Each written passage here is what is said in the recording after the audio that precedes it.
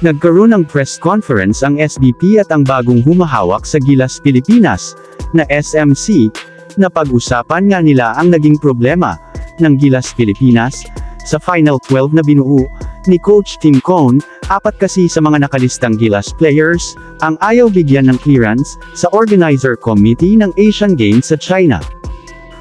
Sila Calvin Abueva, Terence Romeo, at Jason Perkins. Moala Tautua ay hindi nabigyan ng clearance sa Asian Games sa China.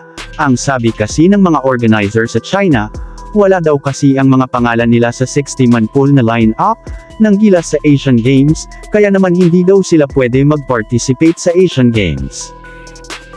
Samantalang narito naman ang mga pangalan ng mga Gilas players na pinalit kila Abueva, Romeo, Tautua, at Perkins.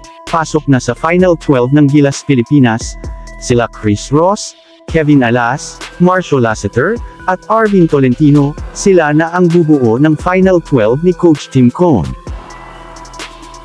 Si Roger Pogoy naman ay nag-back out na sa Gilas Pilipinas dahil sa medical issues. Nakakapanghinayang talaga ang mga practice at effort ng mga Gilas players, tapos hindi papayagan ang mga key players sa Asian Games.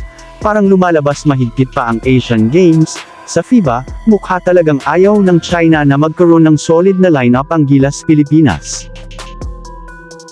At kahit na ganun ang nangyari, never say die attitudes pa rin ang Gilas Pilipinas, at hindi susuko, at lalaban sa Asian Games, kaya abangan na lang natin, kung paanong sistema, ang gagawin, ni Coach Tim Cone, sa bagong Final 12, na kanyang binuo, at kung makakabuo pa ba ng team chemistry, kahit kapos na sa oras, ang Gilas Pilipinas.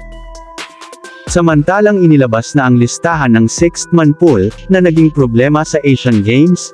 Ito kasi ang ibinigay sa organizer committee sa Asian Games sa China, at dito lang pala dapat kukuha ang Gilas ng mga players sa Asian Games.